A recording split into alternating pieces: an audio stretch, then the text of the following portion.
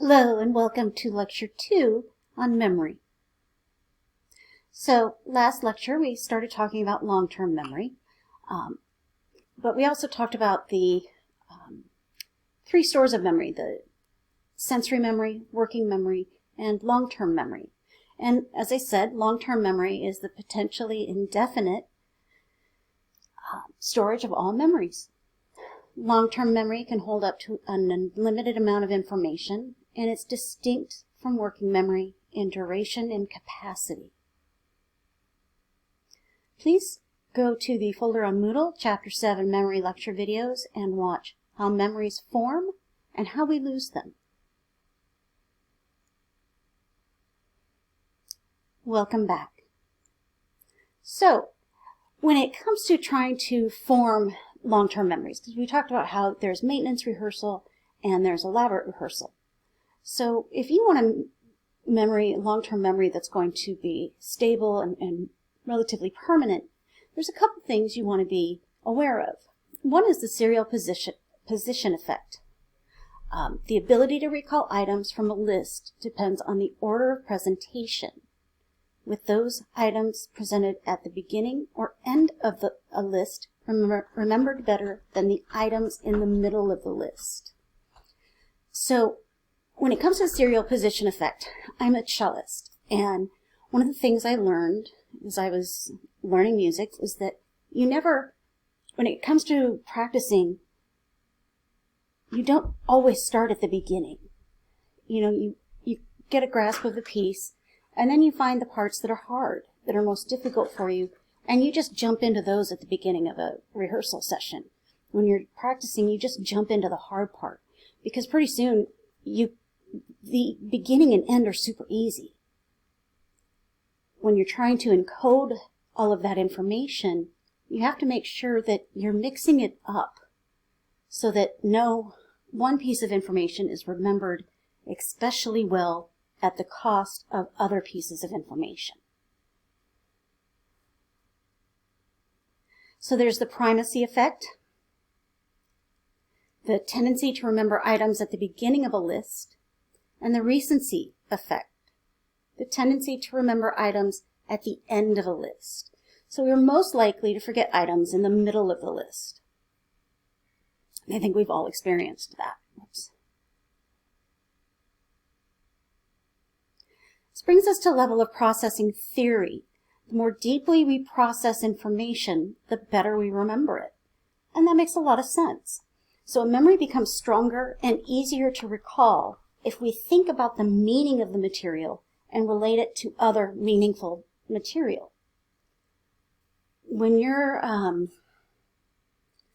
working on forming long-term memories, I mentioned in the previous lecture that if you can attach information to you, if you can make it personal, that's a form of elaborate rehearsal that works really, really well.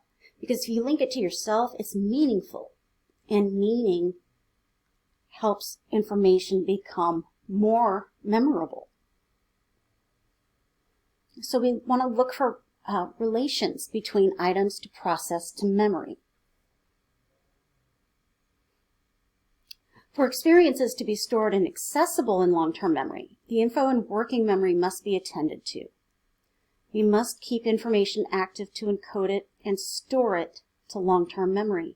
And that involves elaborate rehearsal and maintenance rehearsal, which I've talked about.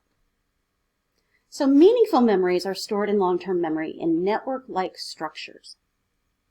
And these are called network of associations. So it's a huge network of associated ideas and concepts. These are units of information, create networks with other units of information. And the memory of one unit of information triggers memories of associated units of information. I hope I remembered my image now. Okay, so let me go to schemas, and then this will make more sense. Schemas are a way to create networks of association. So schemas are structured in long-term memory to help us perceive, organize, process, and use information. So we use schemas to organize and categorize our world. We categorize our world all day, every day. We rely on schemas to speed up thinking, which is sometimes comes at the cost of being inaccurate, but often schemas are incredibly effective. So these categories make it possible for us to put large ideas and concepts together for learning and for long-term memory. So here's a schema. So we all have file cabinets, and in our file cabinets are files, and in our files are subfiles. So I want you to pull up a mental image of a fruit. Here we've got the apple. Now, was this included in your schema for fruit? We know that a tomato is actually a fruit. It meets the definition of a fruit. It's not a vegetable. But if you go to the grocery store, it's not with the fruit. It's over with the more vegetable-like foods. So a tomato is not going to be what comes up when you're triggering your schema. And when we look at these network of associations, one schema triggers other schemas. So, next one. The schema is baby toy. Now my guess is that you did not think of a cat as a baby toy. I don't know why I love that picture so much, but it's really cute. This is not something you thought of. You think, when we think about baby toys, we think about obvious baby toys. But children turn anything into a toy. And then your schema for puppies. This little one's so cute. So, pull up a mental image of a puppy. And I bet it was something like this. I bet it was not this. This is a Chinese crested dog. They're notoriously unattractive, but are great for these kinds of things. So when it comes to creating long-term memories, we need to form retrieval cues. So one of the reasons we use elaborate rehearsal is that, memories work as a lock and key. So elaborate rehearsal allows us to form retrieval cues to help access those memories in long-term memory. And the more retrieval cues you form, the longer a memory is accessible. So you have lots of long-term memories that you just can't access anymore. It's not that the memory isn't there, it's that you've lost the keys to that memory. It's a lot easier to recognize information than it is to recall information. And so that's an issue that can come with elaborate encoding too. This brings us to the encoding specificity principle.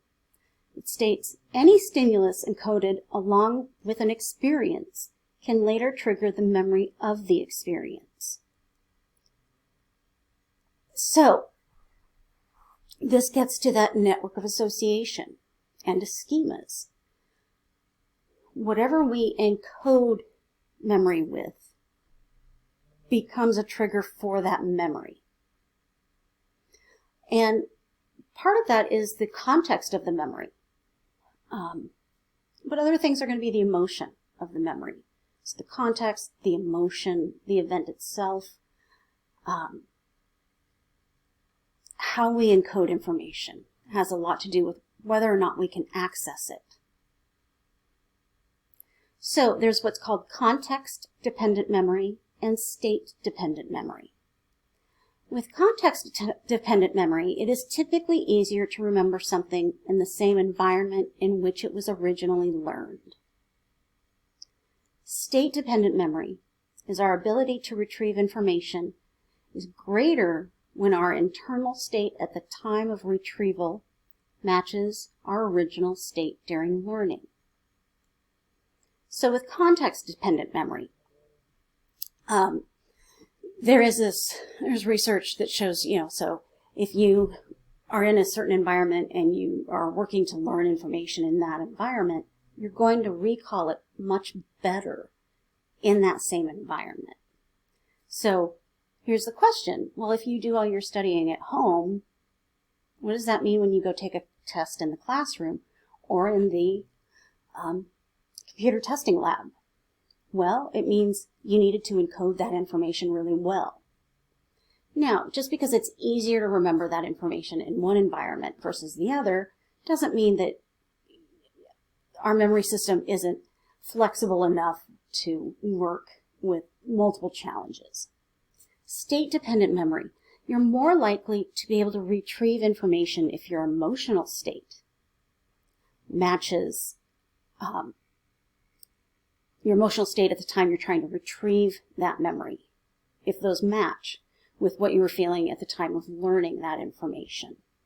And this will lead us into the idea of flashbulb memories a little later. But, if you're feeling really comfortable and you're not very anxious, things are going well, you're not too stressed, you're not overly tired, these are good times to learn and to form memories. That it's going to be a lot harder to access that information if you're having a really horrible day, you're really stressed out, you've got a headache, those kinds of things. Okay, thank you, and we'll see you at the next lecture.